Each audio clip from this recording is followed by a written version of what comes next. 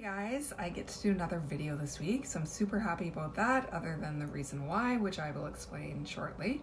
But today I'm going to be talking about flare-ups. So whether that's flare-ups of nerve pain or fatigue, those are the kind of two most common ones after GBS, but kind of whatever symptom that you're dealing with. And do remember that I talk about my residuals from GBS, but there's a lot of people that have other chronic illnesses as well as autoimmune disorders that their flare-ups are very similar, so this could apply to you as well. If you watched my last video, the one where I was talking about diet, I mentioned that I was dealing with a flare-up of fatigue and that I've been dealing with it for a while.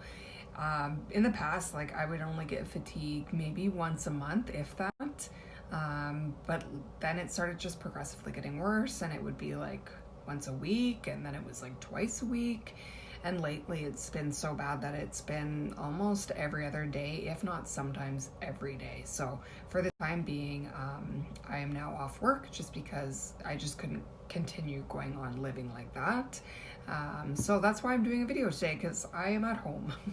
And it's kind of funny because I actually have had a lot of people reach out to me from watching my videos, and I keep mentioning my fatigue, and they're like, oh my God, you need to take care of yourself and listen to your body and all this. And I'm just like, oh, I'm fine. But it's finally at the point where I'm like, okay, no, I'm not fine. So I am going to see my neurologist, and I am going to see my doctor and get some tests done, and we'll go from there. So it could just be typical fatigue, and maybe I'm just working too hard, or just whatever's going on in my life that's causing this fatigue. Or it could be something else. And that's why it's important to, one, listen to your body, and two, rule out other things. Just because we had GBS doesn't mean every single health issue that we're going to encounter is going to be related to our GBS. So if you are feeling something and you're not feeling well, and you're not feeling healthy, and you feel like it's all related to GBS, it doesn't mean it is. So make sure that you're, again, listening to your body and going to your doctor and seeing if it's something else. The crappy thing is that if it is something else, like for example, like maybe your B12 is low, or your iron, or you're having thyroid issues or something, you're still dealing with these residuals that are being flared up because of this other health issue. So it's almost twice the battle. And no matter what the cause is of these flare-ups, whether that's fatigue or pain, it can wear on you mentally, especially if it's been going on for a really long time. Which to me, that makes sense. You can't do the things that you want to do. You can't participate in the activities that you want to. You feel like crap. You're tired. You're in pain. You're waking up in the morning absolutely exhausted. You're sleeping all the time. So of course it's going to affect you mentally. And I'm a mom of 3 kids. And yes, I know we only have them half the time, but when we do, it's very busy.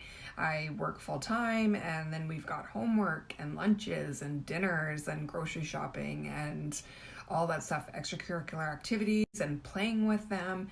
And so then when you're dealing with fatigue on top of that, it just makes it that much harder to get things done. And for me personally, I find that I just get very anxious that I'm not able to get things done that I need to, and I'm not able to participate as a mother the way that I want to.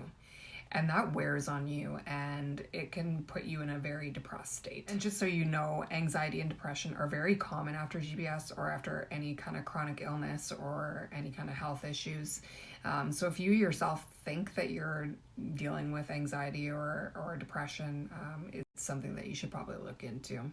For me, I'm a problem solver, and I want to get this figured out. This has been going on for way too long that I've been dealing with this. I looked back on my posts, and it started in November. That is way too long to be dealing with this. So I'm going to go see my doctor and get tests done. I'm going to see my neurologist and see what's going on. I'm going to see a counselor and get my mind in check before this gets any worse. So I'm off work again, and it's frustrating because financially, I can't really afford it, but it is what it is. Our health is so much more important, and I forget that every time, but until I get to this point of no return, and then it's okay, no, I can't keep going on like this. So I'm off work, and I'm at home, and I'm just really, really taking it easy, going to appointments and doing the little things that I can to take care of myself.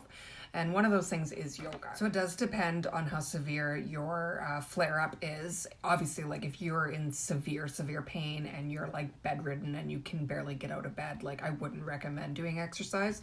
But if you've kind of got a handle on it, or you're having like a decent day, then I would recommend doing something. And for me, like I find it helps me a lot.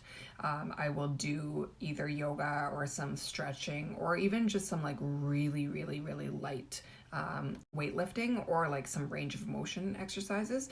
I just find it makes my body feel a little bit better. It makes it clears my mind. It just stretches out my muscles and just kind of relaxes me, and it just makes me feel better overall. Just remember, if you're flaring, this is not the time to be pushing yourself. Just go very, very light. So one last thing that I wanted to talk about, something that they talk about in the chronic illness community a lot, and it's just something to be aware of, whether that's when you're looking at other people or when you're explaining it to other people, and that's kind of the way that we look. So as you can tell today, I had a shower, I did my hair, and I put on some makeup, and I left the house to go to yoga.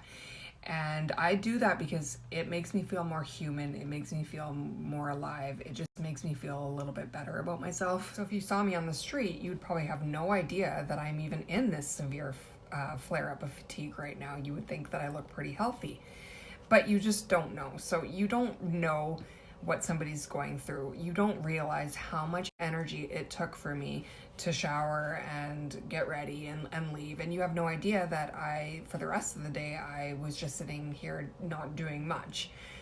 You would have no idea that, a couple days ago that I was having an anxiety attack getting ready, that the thought of having to brush my teeth seemed like too much work. So you just don't know, judging by the way that somebody looks.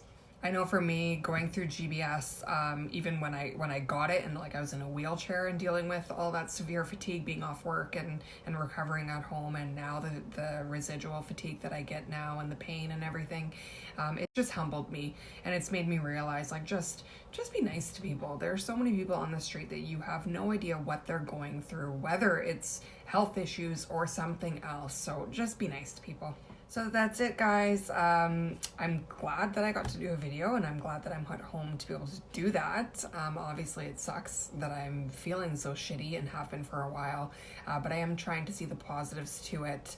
The fact that I've been able to kind of get a few things done around the house and whatnot.